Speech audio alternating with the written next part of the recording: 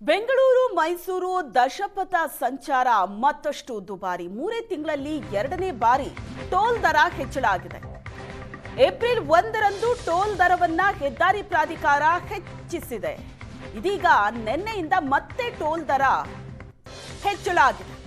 ಹೆದ್ದಾರಿ ಪ್ರಾಧಿಕಾರ ಟೋಲ್ ದರವನ್ನ ಹೆಚ್ಚಳ ಮಾಡಿ ಆದೇಶ ಹೊರಡಿಸಿದೆ.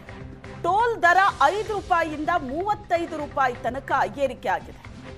ಮತ್ತೆ ಟೋಲ್ ದರ ಏರಿಕೆ ಆಗಿರೋದು ಬೆಂಗಳೂರು ಮೈಸೂರು ಓಡಾಟ ಮತ್ತಷ್ಟು ದುಬಾರಿಯಾಗಿದೆ.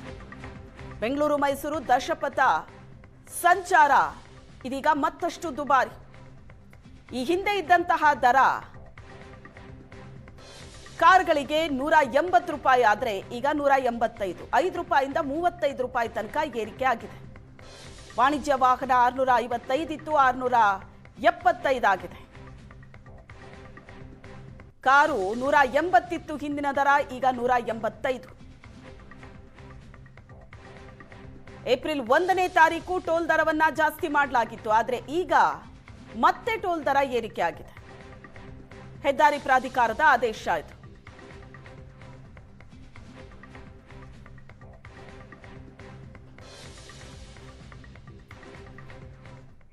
ಬೆಂಗಳೂರು ಮೈಸೂರು ದಶಪಥ ಸಂಚಾರ ಮತ್ತಷ್ಟು ದುಬಾರಿ. 3 ತಿಂಗಳಲ್ಲಿ 2ನೇ ಬಾರಿ ಟೋಲ್ ದರ ಹೆಚ್ಚಳ ಆಗಿದೆ. ಏಪ್ರಿಲ್ 1ರಂದು ಟೋಲ್ ದರವನ್ನ ಹೆದ್ದಾರಿ ಪ್ರಾಧಿಕಾರ ಹೆಚ್ಚಿಸಿದೆ. ಇದೀಗ ನಿನ್ನೆಯಿಂದ ಮತ್ತೆ ಟೋಲ್ ದರ ಹೆಚ್ಚಳ ಆಗಿದೆ.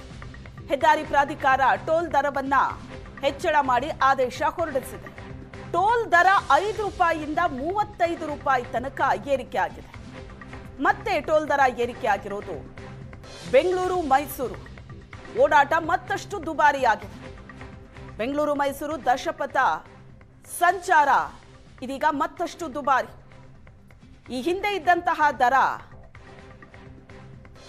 ಕಾರ್ಗಳಿಗೆ 180 ರೂಪಾಯಿ ಆದರೆ ಈಗ 185, 5 ರೂಪಾಯಿಯಿಂದ 35 ರೂಪಾಯಿ ತನಕ ಏರಿಕೆ ಆಗಿದೆ. ವಾಣಿಜ್ಯ ವಾಹನ 655 ಇತ್ತು, 675 ಆಗಿದೆ. ಕಾರು 180 ಇತ್ತು ಹಿಂದಿನ ದರ, ಈಗ 185.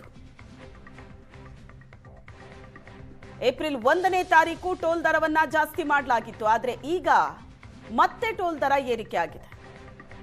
ಹೆದ್ದಾರಿ ಪ್ರಾಧಿಕಾರದ ಆದೇಶ ಇದು.